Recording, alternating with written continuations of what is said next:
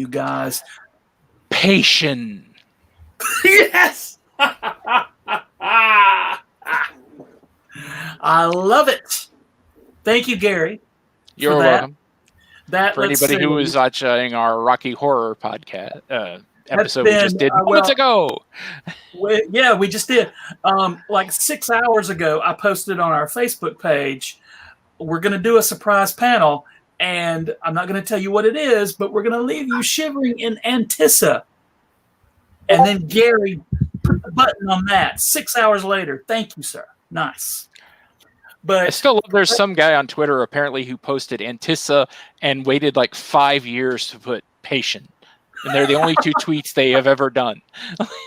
That's a lot of patience. I think there's a YouTube video. I might be misremembering this. There's of somebody doing shivering in Antissa, and then it's like either an hour or 10 hours before the patient. And that's brilliant. I got to give props to that. But anyway, we're not here to talk about the Rocky Horror Picture Show. If you wanted to do that, you should have been here an hour ago, because we've only got 80 to 100 years of American sci-fi classics to talk about and not enough time. So what we're going to do tonight, because it's the most wonderful time of the year, that's the Halloween season, we are going to talk about evil kids in the Halloween, in the movies and the popular culture and that kind of thing. And let's go around the horn and everybody introduce themselves. First of all, I'm Joe Crowe. I'm the co-director of the American Sci-Fi Classics Track. If you're looking for us, you found us. And right below me is my co-director or co-conspirator, Gary Mitchel. Hello, everybody. I am Gary Mitchel, a writer, reviewer, podcaster, fandango dancer, if you put enough booze in me, and like he said, co-director of the shenanigans going on here, and fan of the evil children, having started as one. Yeah, I think we all did. Ended as one and remained one. And one internet away from Gary, please tell everybody who you are, Miss Lola. Well, I'm Lola. I have two last names because I can never decide which one I want to use, so I just use them both. You'll see me as Lola Strickland and Lola Lariscy. I'm a writer, podcaster, overworker, underpaid person in Jacksonville, Florida. And you can tell I'm tired because I didn't feel like my green screen fell down and I didn't care anymore. I just didn't care. I don't care. But I got this red stuff back here for the evil kid thing. And that's really about all that's going on right now. And lastly, but definitely not leastly, one internet to the left of me, Beth, how are you, man? I'm excellent, thanks. How are you? Terrific. I'm hanging out with the coolest people in the world right now. And me. And also Gary. See? So good. So tonight we are... Tell us who you are, Beth. Oh, yeah. Beth. I'm nobody, Joe. It's fine. Yeah, no, I'm just going to dump her out. Boo. Who needs Beth? That face. That face.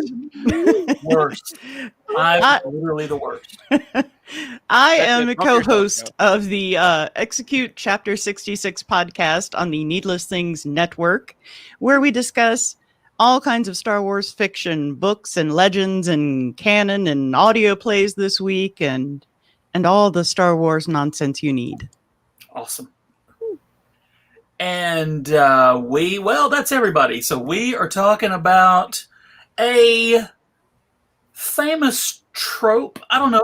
Maybe you don't call it a trope. It's a fact of life.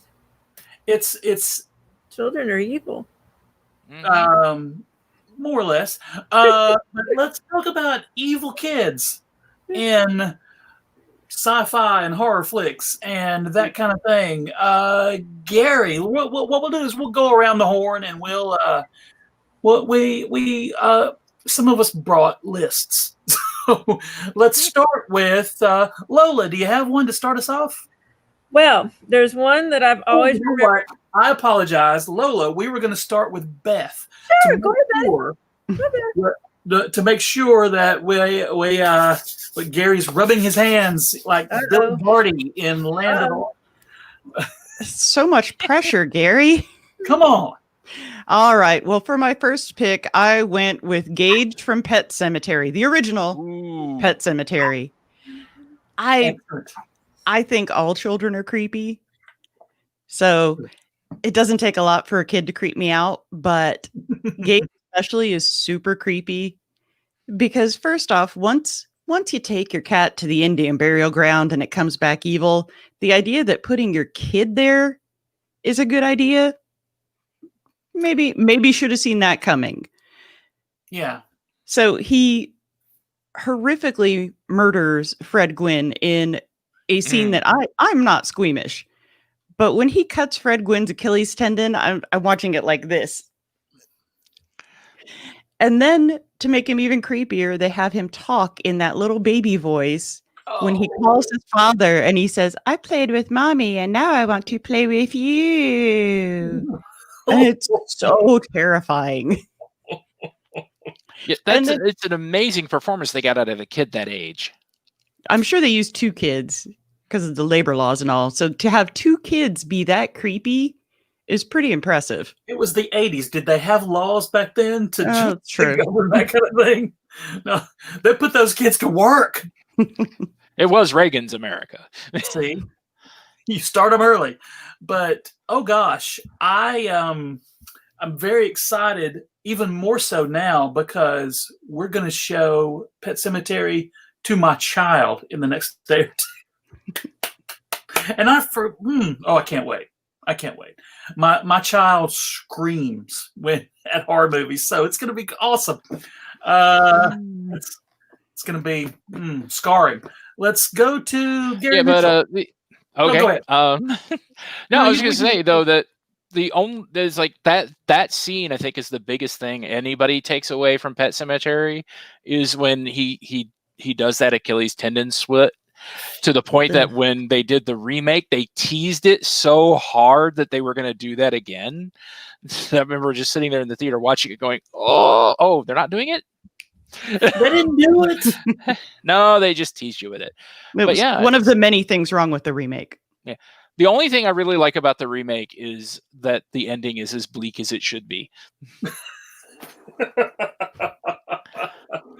Bleakness. Yeah, it's a very uplifting film. Yes. Yeah, that's yeah. Your pets are all fine. They're not going to come back evil. It's fine. But yeah, for my first pick, I'm going to go with a classic because this is the classic track. Rhonda from The Bad Seed. Oh wow! It's a wonderful little film from 1956. It's got this cute blonde girl, Rhonda, who trivia fact: the name Nick Cave and the Bad Seeds comes from this movie, The Bad Seed, and she is a horrible, misanthropic, murderous little blonde girl that looks, sweet and innocent, but she kills her grandmother and another kid, and in the book she gets found out, and I think they put her on trial, but in the Hays Code in the 50s she gets struck by lightning because God had to put an end to it. But yeah, it's a movie that still even holds up today for the creep factor of this girl's not right. Well, I think even in the 50s, they probably wouldn't have been able to put a kid on trial unless it's Texas. So they had to get rid of her somehow. Yeah. So Lola, next up. Oh, Lola, it's your turn. Lola, it's your turn. Sorry, I was muted because my bogs were darking, but Clint made them. My dogs were barking, but Okay, so Yeah, there's good something stuff. I've called my cats. What? Hello? All right. Can you hear Yeah. me? A little, yeah. Am I here? All right. So there's something I've called my cats for like the 3 decades I've had cats, and that's children of the corn. Oh, I don't know how they do it, and we have 3 cats now. I am not joking you. I go into the hallway, and they're all 3 perched like cats do, in like jagged formation, and they're all staring at me. They coordinate. I am not joking. They coordinate and they stare at me hard. And it's like, that's how I know it's like 5 p.m. and it's dinner time. And they do that. And so I call them, I'm like children of the corn, because they're just all staring, just blank face, like, mommy. So children of the corn had an impact on me. They freaked me out. How many Children of the Corn movies have there been? There was Children of the Corn, The Revenge. I think that there've been like kind of thing. 16. I think. Well, I only saw the first one. I didn't watch any Good others. call. I thought You made a good call. I think you I made a was good just- call. I know there were at least 5 because when I was working at a movie theater when 5 came out, we got flooded by people who came to see it because it was filmed in North Carolina. So all the people who were extras like came as a big group and watched it. That's pretty fun. And then after the movie, they all went back to the cornfield. Yep. Ready for the next killing spree to begin. My first one. Well, I was going to say, that was actually the one I was hoping Beth was going to lead off with because she has a story. Oh no, I don't have a story. It's just how much I frequently scream the line, "Outlander, we have your woman!" for no reason at all. My brother and I scream it at each other just randomly. I like that. There is something creepy about fundamentalists to begin with, and you make it a fundamentalist kid in that hat. That's a great way to find each other. Like if you're separated in a department store, just yell that as. I'm going to do that from now on. That's terrific. My first one is I was afraid everybody was going to name the first 5 on my list, so I went with Zach the Lego Maniac. It was in the 80s. It was in the 80s. There was a tiny little child, and the mania in his eyes in the commercials as he played with his Legos. Look, dude, go to school, do something. Where are his parents? But the kid loved Legos, and there's in the commercial he holds all the Legos in his fingers like Thanos holding the Infinity Gauntlet. He's like, oh, all the Legos, and that has stuck with me since my childhood.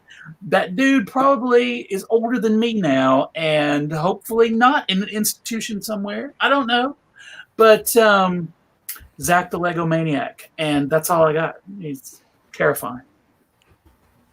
There are lots of kids in commercials playing with things and having fun, but this guy was singled out as a maniac, which just isn't fair. That's not that's a medical diagnosis. Look, let the kid play with Legos.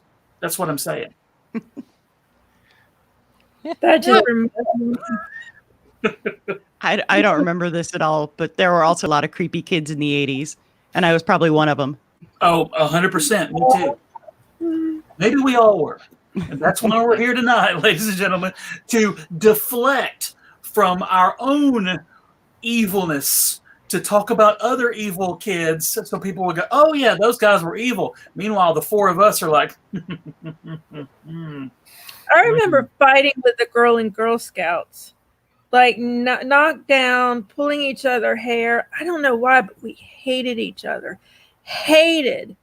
I remember And that was just 2 weeks ago. Yeah, it was 2 weeks ago.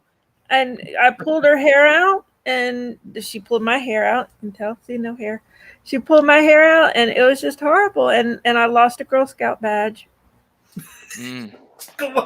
I will say is like, boys have a reputation for roughhousing and fighting and whatever, but I'm sorry, every girl fight I've ever seen was vicious and mean. And it's like, no, stay out of the middle of it. Don't get involved, man. You're gonna lose skin. Girl. You can still see in between my fingers. You can still see the scar in first grade where I got stabbed by a girl by a pencil. She took a pencil and stabbed me in my hand. Yeah, children are crazy. They be crazy. This is taking a turn that I did not expect. That's Georgia. Hey, I grew up in Georgia, so you can only blame the Georgia school system and the Georgia Girl Scout system. I'm not to blame it. You had a badge removed. They're like, no, you got. We're gonna need that back. But I did knock down, drag out, pulling each other hair, screaming, the works. I don't. See, they need to give you a badge for that. Yeah, they really should have, because it's surviving. What was the badge for? Not fighting? They're like, no, we have to take that away now. I know. Yeah, I thought. Hey, I clean the latrines at Girl Scout camp, so they better not mess with me. I didn't. I wasn't happy about it, but I did it. No one was happy. No one wants to clean the latrines, but I did it, so they better not mess with me. So, all right, Beth, follow that. Yeah, Beth, follow cleaning the latrines, and not okay, Beth. Anybody besides Lola been stabbed by another child? Okay, all right. I talk tough, but I've never been in a fight in my life. I just talk tough. It's surprising that somebody has not kicked my butt for how much a smack I talk. I have a little brother, so I've been in. It's not good. I'm lucky to be alive. Mm-hmm. But Beth, who's next on your list? My next pick is from the original Halloween, young Michael Myers. Ooh. Because that whole opening shot where you're just following him through the house, you think it's probably an adult stalker, just judging by what you've seen in horror movies in the past. You're not assuming it's a child. Even when you see the hand reach out and pick up the mask, it didn't occur to me that was a child's hand. Mm-hmm. But then once he puts on the mask, and then you can only see those two little points through his eyes, and he just walks up to his naked sister and just starts stabbing away. And then he gets out the front door, and his parents pull up and they take the mask off his face. And the look on his face is just so blank. He doesn't look sad. He doesn't look confused. He just looks completely empty. Mm-hmm. Mm-hmm. Yeah, and another blonde. I think we're onto a trend here. That set the tone, I think, for the Halloween movie. And that was not even the main deal. That's just the prologue. Yeah, just the prologue. Because when you start out, you're like, oh, okay, so Halloween's a creepy, or rather, the Michael Myers movies are a creepy kids movie. Nope, that's just the prologue. He's a creepy adult for the rest of it.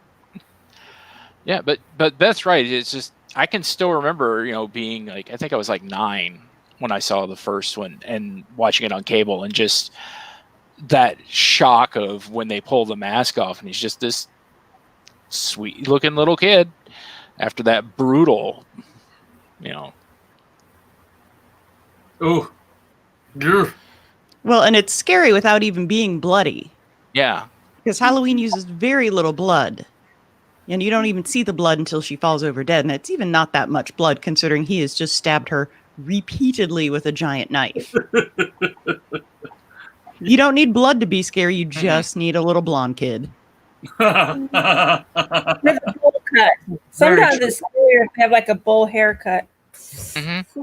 What is it about the bowl haircuts? That, and I think also it was that, as Beth put it, that kind of blank look on his face. Like, you can't imagine someone who just committed this murder just not looking like any emotion at all. Like it didn't even matter. That's even scarier. Yeah. So what? Let's see. Gary, you're up next. I am gonna go with probably the MVP for Evil Kids, Damien. Nice. From The Omen. I mean, it's hard to get eviler than the spawn of the devil himself, born of a jackal. All for you, Damien.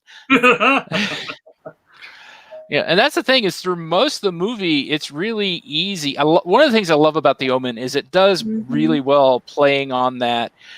Is he really evil? Is he the spawn of Satan, or is Gregory Peck just going crazy? Until the end. It's like most of this, it's easy to write off as, oh, it was an accident, or oh, they're just exaggerating, or oh, there's someone getting decapitated by a plate glass. Sure. Like you do. But especially at the end, the way they got the kid, when they got Damien to turn around and grin at the camera with that just pure evil little smile, it's just like, ugh. There's a whole subgenre or a whole subsection of creepy kid actors who are in movies like these, and somehow they nail it. And we remember them decades later. And so for a lot of them, that's the biggest thing they did. Some of them, acting was just something they did on the side, and the kid played the devil in Damien in Omen, and that's it. But that's enough, because we're going to remember that kid forever, and probably jump off the top of a church too, if the Omen movies are to be believed, which they are. Oh my gosh, we could really talk about the Omen movies. Not yet, Ryan. My wife is terrified of the Omen movies. She said, I saw them once. I shall never see them again. That was plenty. And yeah, she said she saw them when she was a youth, and they scarred her. And I thought, well, yeah, it's a movie about the devil. It's supposed to argue. And now today, and this is something that she's encountered as a librarian over the years, people still name their children Damien. Yeah. Why is that? To keep the other kids from messing with them. Yeah. Should we tease Damien and to steal as much money? No. You leave that kid alone. Damien, put the dog down, Damien. Yeah. He's the last picked in football every time. Yep. Why? I would pick him first. Yeah, I would too.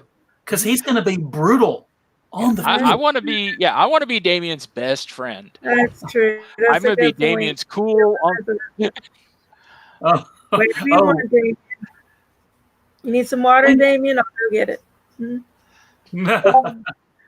Okay, so Lola, you're up next. Red rum. Oh. Little Danny Torrance. Here. Danny's not here. That scared the crap. That movie, I love that movie. That's one of the most perfect movies to me. I love that dang movie. Red rum.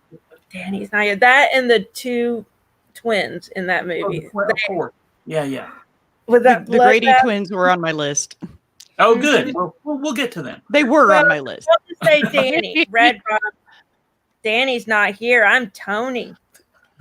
Tony, go away. Go home, Tony. Nobody likes Tony. I do not like Tony. Gary and I have a specific about red rum, and we have there's a thing that I did to Gary a number of years ago, and it didn't involve killing, as far as he knows. We roomed together, like one of our first year or two. We were directors of Dragon Con, and I took a shower, and then I wrote in the steam on the mirror, red rum. Oh, I left. And I went to go. I had panels. I left the room. Gary wakes up. He takes, and then when he comes out of the shower, red rum's already written on the mirror once the steam hits it. And I wish I'd been in there to hear Gary screaming. There was quite a bit of colorful metaphor.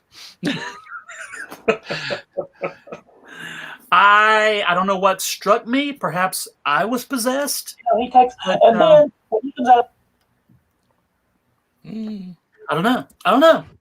But we're both okay. This is not something that I recommend. I wasn't scarred at all by that. No.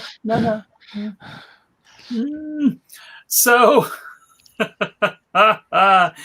dang it! I don't really want to steal Ryan Schweck's comment in the. I'm gonna do it. Let's talk about it. Boom! Right there, Anakin Skywalker. Are you an angel? No, but you're a creep. I do not like that kid. I do not like the kid playing Anakin. It's not the kid's fault. I don't like the character of Anakin. And it has nothing to do with the fact that he grows up to be Darth Vader, necessarily, because Darth Vader's kind of cool in an evil way. But little Anakin, oh my gosh, terrifying.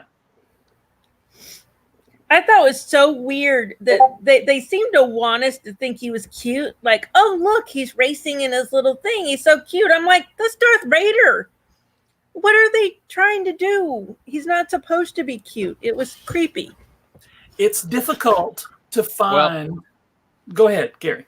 No, I was going to say, well, since we have our Star Wars expert, okay, we should let her opine upon the subject. Please. Okay, I don't know what's worse, is the angel thing or the yippee or any of that. And I know his life could have gone a lot differently if Qui-Gon had lived, but it doesn't make him less creepy because he goes from being a young creep to being a teenage creep and further continuing to stalk Natalie Portman. He's still a kid at that point, and he's still creepy. I don't care if you're a teenager, you're still a creep. When he says, all I've done is think about you for the last 10 years. And she didn't run away. She should have run screaming. She should have said, oh, I'm not Padme. I'm one of her doubles. Yeah, well, I still love, someone did the image macro of the look on her face when in the second one when he's force feeding her, and she has that where that look on her face, like, where's the panic button? Where's the panic button? It's under the table, right? Where's the panic button? Talk about a bad boyfriend. It's I'm aghast at young baby Anakin Skywalker. What? Everything about it. Where was that coming from? What were we? And Patton Oswalt, who is hilarious, did a whole set about baby Anakin, and he said, to paraphrase, he said, I went back in time and somebody came up to me and said, hey, you like Darth Vader? Well, we're going to do a movie about when he was a sad child. Boom. Vader babies. Oh, God. Don't say that too loud. They might hear you. Please don't. Yeah. Look, Disney Plus has got to get that merchandise. They got to make that happen. We got Baby Yoda, or we think Baby Yoda maybe. Hey, I like Baby Yoda. Baby Yoda is adorable, and I will not have anyone say different. Baby Yoda. I want to hug him and squeeze him and love him. Baby Yoda will not ever stalk a girl. That's true. He would not. He would not use the Force to be a creep. Nope. No. Baby Yoda is all that is wholesome and light. He is. Well, unless he's Force choking you. Yeah. No. I would gladly accept it. His master. Hey, he had a good reason. Clearly, it's my fault. It's something I did. If Baby Yoda is force choking me. Yeah, that lady was menacing. That lady was too menacing. She needs to chill out. Mm-hmm. Clearly, something I did led to Baby Yoda. I deserve it, whatever Baby Yoda does. So, Beth, up next. For my next pick, I went with something that I still use to freak my husband out. Even though I found it creepy, he is terrified of Ralphie Glick from Salem's Lot. And it's all because of the windows, the nails on the windows. So when my husband, who goes out to smoke still, like a terrible person that he is, I go out to the window and I start running my nails down the window just to terrify him. Because you are a good wife. For after 20 years, I get to do these sorts of things. That is... I am allowed. Yes. And I love that every winter a good friend of Joe and I's named Becky Pano posts a picture of him with the caption of, "When you're cold, they're cold. Let them in." Oh, that's another one. Let me in. Let the right one in. Woo! Well, we'll get there. But yeah, and especially though, there's something about, they've done, and they keep threatening to do remakes, and there was a TV remake or return or something, but nothing tops that 70s creep kid. Mm-hmm. Yeah, he's just levitating there, being creepy, scratching his fingers on the window. Why would I let him in? No, I am not opening this window. The choices. So much of horror movies could be avoided with better decision making. Mm-hmm. And why, if you hear a noise, don't go over there. Yeah. If you hear somebody saying, "Come here," don't go. But if people did the smart things, we wouldn't have horror movies, unfortunately. That's it's a trade-off. Movie. Mm-hmm. That's true. Hey, there's some weird goo growing out of the ground. Let's stick my fingers in it and eat it. Finger right in it. So, Gary. I'm going to go a little bit of left field here and go with Megan Parker from Drake and Josh. If you are not familiar with this show, it's a Disney afternoon show. It was on the Disney Channel about these two morons living their lives and their incredibly evil sister, who basically her life was dedicated to tormenting them. And she grew up to be iCarly, I believe. That is correct. Yes. But she was just a vicious, mean, vindictive little creature. Sure. And it's surprisingly evil for a Disney show. Yeah, they really leaned into it. And I respect having a younger sibling. I get it. And I think the Drake and Josh thing with her keyed into the existential terror of having a younger sibling whose only goal is to perhaps replace you. Mm-hmm. I think that was what her goal was, because he was the older one. He got all the good stuff first. There's no excuse for that. Mm-mm. I don't know what this is, so we have no comment. Just well, if unfortunately I was dating a lady with children in the mid 2000s, so I saw a lot of Disney TV. You were dating with children? I was the father of a child in the mid 2000s, so I also saw those things. But I say I was the father. I still am her father. As far as you know, you abandoned them. You deadbeat dad, you abandoned them. No, just the one, as far as I know. Just abandon the one? Okay. No, there's only one. She's okay. Adorable. She's extra. Where is she? Wait. Okay, she can't hear me. No, she's great. Yeah, and that's how this podcast ends, when your daughter walks in and kills you. You just see a color guard baton come right through there. She said, "Daddy, I just heard about Lizzie Borden." you know what she did? She Made whacked milk, with a right? 50 She knows. She knows. She knows all about Lizzie Borden. Lola, you're up next. Village of the Damned. That was on my list too. Yeah, I just remember that creepy blonde kid, and it had a page cut. He had a page cut, right? Yeah, What is again, it? blonde. Blonde bowl cut. It's like they're alien zombie clones, and their mother doesn't even care enough to give them a real haircut. That's why they turn evil. It's the hair. I don't blame them. I would too. The only thing creepier than a blonde kid is a blonde kid with glowing eyes and a British accent. Oh, yes, that could be even worse. Oh, Mummy, are you my mummy like Doctor Who? There is an episode. Are you my mummy? No. Go away. We'll take the DNA test, kid. You're not.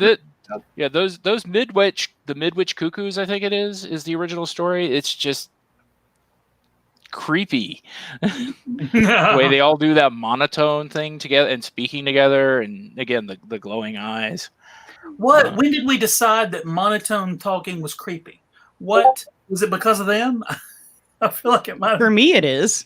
I think it's always creepy, Joe. I think has it always been? Always been creepy, Joe. Oh, what was 2001? What does the computer say? How? No, you can't do that, Dave. You can't do that. So yeah, I think Dave made monotone so creepy, or Hal in 2001. You're right. I think it's the robot. Hal was just very calm, very soothing. I think that's. I'm sorry, I can't do that, Dave. But I can try to kill you. So, my next one is, I could not find the title of this episode. It's from the show Angel. It's an early season, an episode early in the series where they do a Monster of the Week situation, and it's a little kid in a family, and the family contacts Angel Investigations because the kid appears to be possessed. Well, they come to find out, he has no soul, and there's nothing they can do. So they just drive away at the end of it going, well, we'll just have to watch him. And then you never hear another word. And I think if I'm not mistaken, you see him in his window staring at them as they drive away. He has no soul. What are you going to do? There was nothing they could do. And so that's terrifying. That is terrifying. A whole episode where you think, okay, these are the good guys. One of them's a vampire. They're going to fix this. No, they don't fix it. And then they never address it. The show was on, I think, 6 seasons. Never come back to it. So somewhere in the Angelverse, in the Buffyverse, that creepy kid now is in high school. And staring out windows. Staring out windows. I meant to go back to a comment that Ryan made earlier. And I wanted to say that cracked me up. The Shining took the fun out of riding a big wheel. Come on. And The Omen. And the Omen. Look, guys. Yeah, he knocks the one lady off okay. I'm sorry, but that lady was kind of asking for it, standing on a chair next to a railing on the 3rd floor to put up a planter. No. Get yourself a step stool. Do something. Have someone help you, maybe. She was just asking for it. Most fatal accidents happen in the home. More fatal accidents happen in the home with the spawn of Satan, who is also in the home at the time. There have been 0 days since the last accident in the Shining Hotel. They need to find. That's a real hotel, isn't it? Do people still stay there? Surely. The one that you saw was real. It's not. I don't think it's the same as the inside in the movie. But Stephen King actually wrote it about a totally different hotel that was somewhere else. I know that sounds all jumbled, but it makes sense in my head.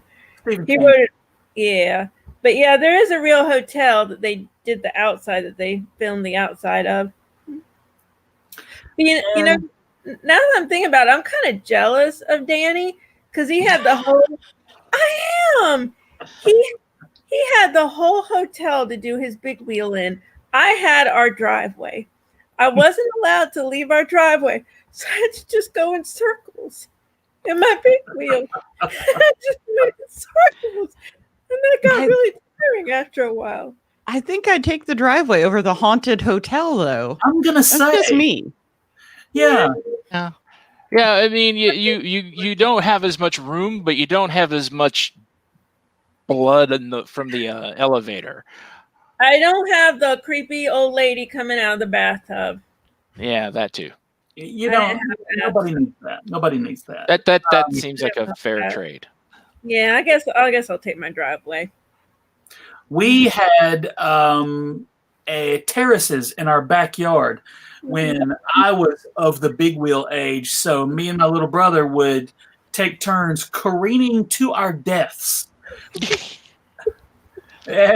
Because the little terraces were just like if you really hit the one terrace, you could land on the other terrace and if you didn't, well, you just broke your ankle. No big deal. And so me and my little brother just every day, just how can we almost die today? And we would just plummet down these boom, boom, boom, just like that. Well, that's another thing. It's like I forget who said it. The job of children is to try to kill themselves, and the job of parents is to keep that from happening. Yeah, good point.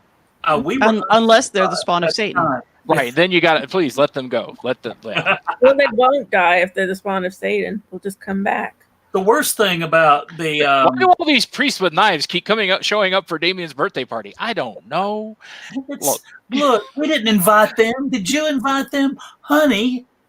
Stop. You think it's a thing? Nah, it's just kids. So are we back Beth. to? We're back to Beth. We're back to Beth. All right, so I'm going to go with one of my deeper cuts and go with a very underappreciated movie that I still don't think enough people have seen, and that is Frailty. And one of the sons is very, very evil. People who don't know this movie, it's extremely good. It was directed by Bill Paxton. It came out in the early 2000s. And Bill Paxton gets a vision from God that he is supposed to go out and start killing demons. Oh, dear. And God tells him who to go kill. So one of the sons buys the whole thing and is convinced that, yep, Dad's got visions from God and I need to go help him. Whereas the other son does not believe any of this nonsense. So not only does Adam Meeks help his father murder people, but then he does nothing to lift a finger to help his brother Fenton when Fenton is basically locked in an underground cellar and being starved to death by his father for not believing because he might be a demon too.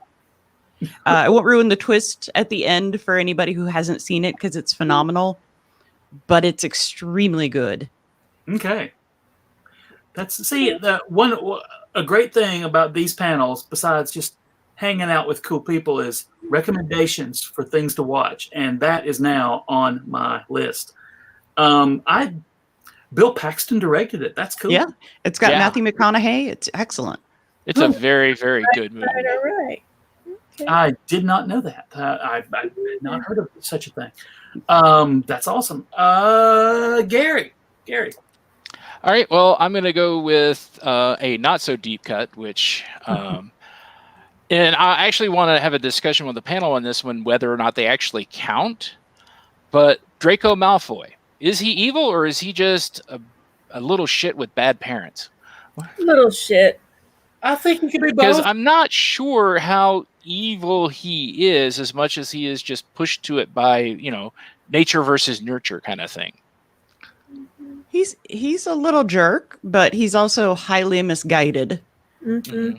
Because I do think by the end of the series, he does kind of come back from it a little bit. Mm-hmm. Yeah, his dad is the real. He's evil. D-hole out of Luscious Malfoy is very, very I know it's Lucius. Leave me alone, internet. I just like calling him Lucius. He had that long silver hair. That hair, man. Yeah, little Drake Malfoy is just. I think he's the definition of a turd. So that little jerk that you went to elementary school with, and middle school and high school, and that entitled little rich kid, and now he owns a corporation. Yeah, and a jag, which he calls a jag. A jaguar, because he's British. No, he won't say a jaguar. He's like, I've got the jag. The jag, you know what it is. You know, in the 80s, he had pop collars on his polos. Yeah. Mm-hmm. I feel like it's more of a. You want to hope that I don't know. I think you're. Yeah, I think I agree with. Well, everybody. There's elements of evilness, but mostly I blame the parents. Or the parents. He was enabled to be a little shit turd. There was no discipline at home for Draco Malfoy. Well, they encouraged it. They had the bad discipline. What? You were nice to someone? Come here, you. How dare you be nice? 50 lashes. Bad discipline. That was. Oh, Sherman, you go to hell. Why? I don't want to talk about Scrappy Doo. We'll derail the whole conversation. But yes, he counts. Yeah. He was. All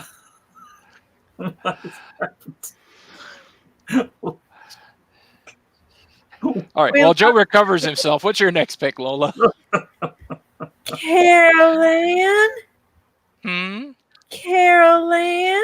Oh. No. Don't go into the light, Carol Ann. Carol Ann was creepy. Rest in peace. God bless But I her. don't know if she was evil as much as she was just a victim. Yeah, but she was creepy. Well, yeah. Yeah. Yeah.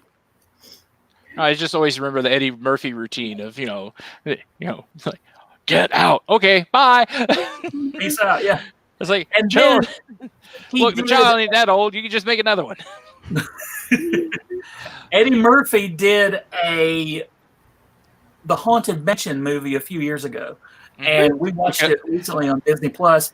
And my first thought is, please let him reference that bit. And he, One of many reasons that movie is disappointing. come on, didn't reference it even once.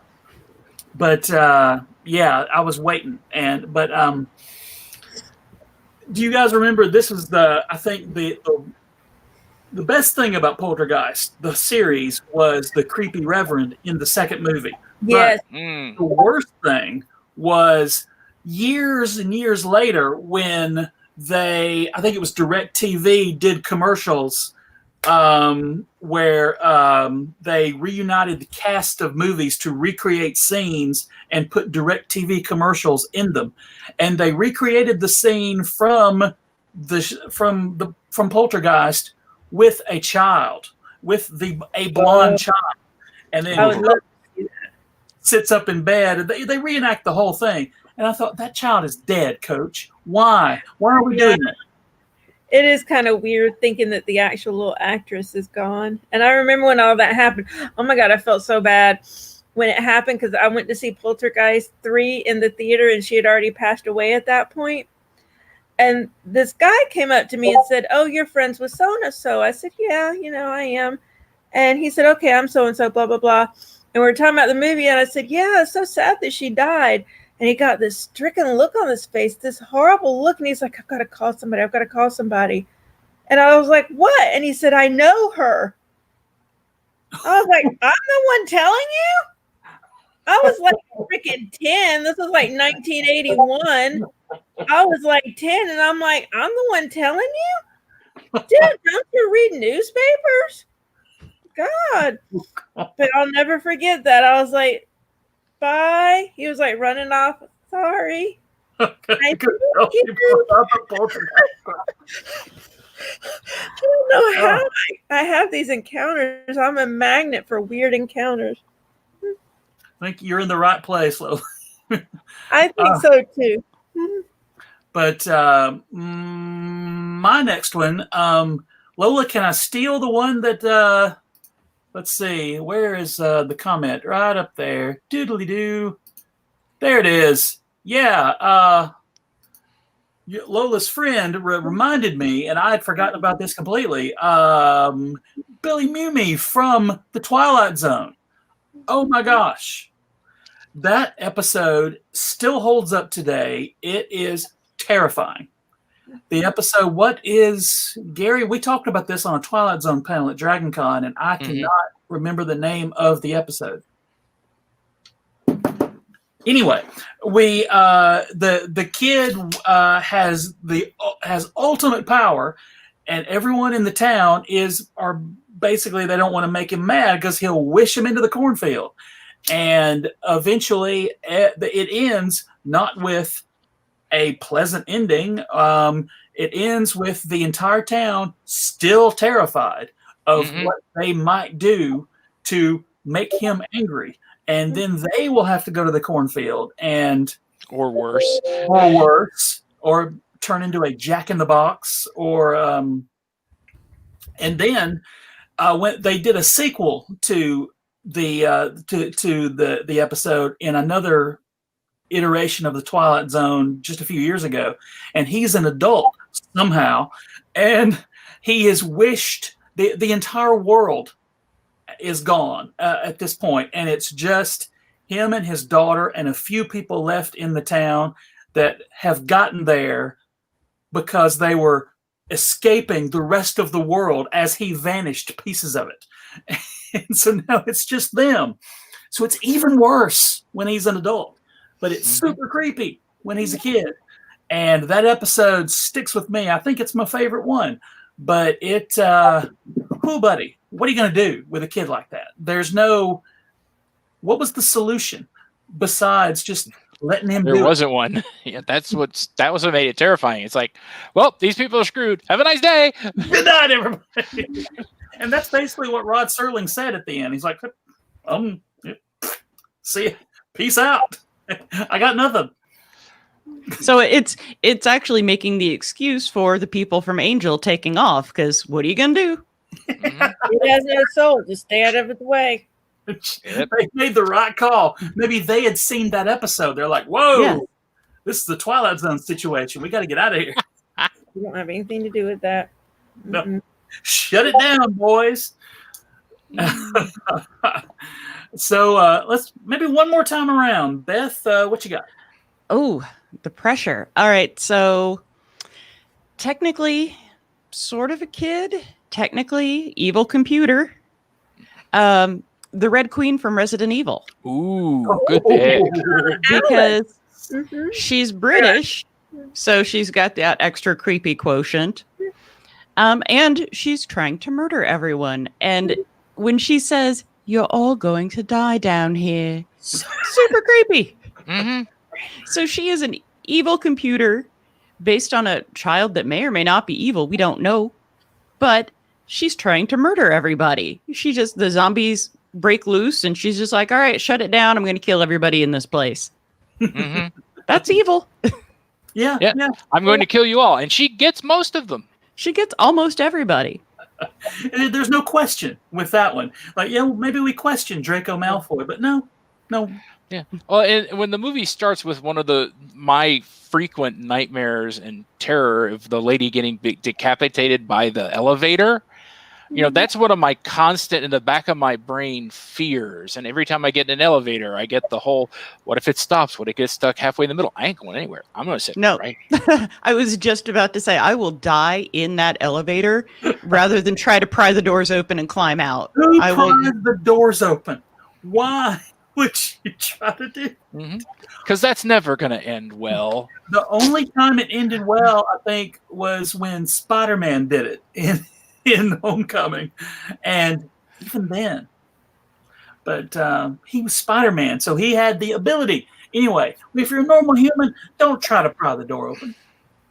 Yeah. It's even worse than the guy who gets cubed. That poor bastard. So, Gary. All right. So I want to give a shout out to probably one of the most evil kids, but he's not my pick. But I just want to make sure we mention him. Jeffrey Baratheon. Oh wow! In the TV show, he's horrible. In the books, he's even worse. He is evil. He is one of the most evil kids. Again, showing what happens when you have a blonde, rich kid, bowl cut, and British. Mm-hmm. You know, with parents who encourage you to be a selfish little prick. You know, so again, we have to come back to the parents. It all comes back to the parents. Yeah, but my actual pick is after the MVP runner-up there are the group of kids from The Brood. The David Cronenberg classic, where it's just all these little children that are born out of a lady that are the physical manifestation of her anger and everything. I was like, I still to this day remember the first time I saw the trailer where you're looking at a set of banister staircase and these little bloody hands come out and grip around it and then go off, leaving the little bloody handprints. And just that was enough to creep me out before I even saw the movie. Yeah, so not only it's not just one evil kid, it's a whole mess of them. Is there anything that David Cronenberg does that isn't terrifying, though? Really? He's so disturbing. Yeah. Well, he's a little jovial in that Friday the 13th movie he's in for 10 minutes. Sure. Lola, what's your last pick? I had one in my head, but it's gone. It just went away. It was stolen by the soulless child. Trying to get his soul, and so that sounds like something he would do. Well, you did mention the vampire girl from Let the Right One In earlier. Oh, that's right. Okay, there we go. Those two movies. I like the Swedish one better, which I think is Let Me In. I get them mixed up. I think Let Me In is the American. Yeah. The Right One In is the Swedish. Let Me In is the American. I think the girl is creepier in Let the Right One In, but it's freaking creepy as heck. It's like, ooh, no. And even like in the trailer, you see her like clawing. It's snowing outside, and you see her clawing at the window and stuff, and you're like, no, don't let her in. Don't let anyone in, the right one or not. Just don't do it. Leave her alone. And she takes, I don't want to spoil it for anyone who hasn't seen a 12-year-old movie, but she, you know, makes any man, she catches them while they're young and makes them subservient to her, and they grow old serving her. So don't get in her orbit. Don't do it. Good call. PSA, public service announcement. Okay. Well, guys, thank you for, I think the most wonderful time of the year is the best time to talk about these kind of things, but we love talking about geeky stuff of this nature all the time. You will find us here every week, and maybe more often than that, doing this kind of thing. Malachi!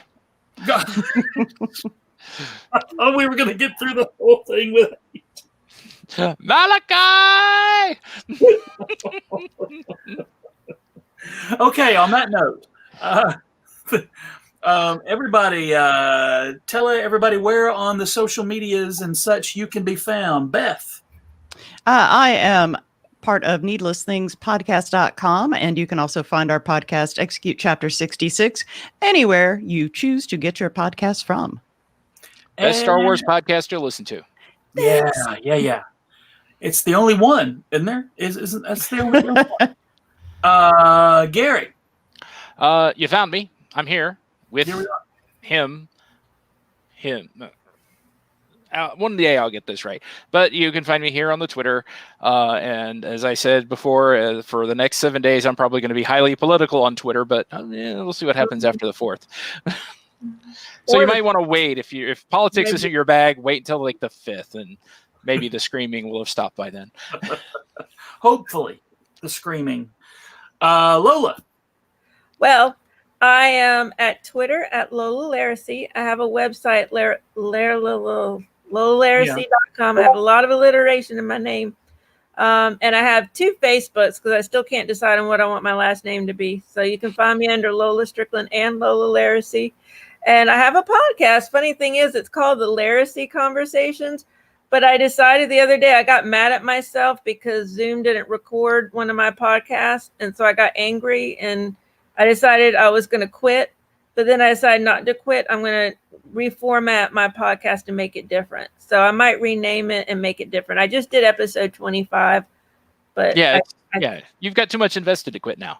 Yeah, you can't stop at 25. You got to go to like 600 now at this point. I won't quit, but I'm going to reformat it because it's all me. I do everything. And so when I screw up big. So I'm going to reformat it. Cool. So, yeah. That's the subtitle of the American Sci-Fi Classics Track. When we screw up. Then I'm perfect. Really, I belong here. More accurately, it's when I screw up. But so far, so good. Lola, Beth, Gary, my co-conspirator, all of you guys, thank you. We love taking time out from the real world, which is stupid. The real world is stupid right now. It's stupid.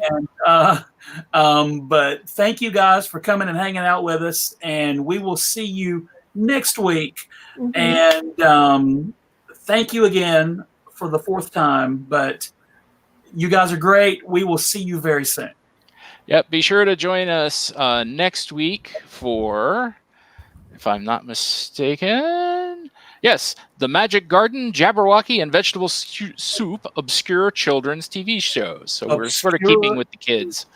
Yeah, it's an all creepy things with children podcast now, video cast now. That's all we're doing. We will see you next week, guys.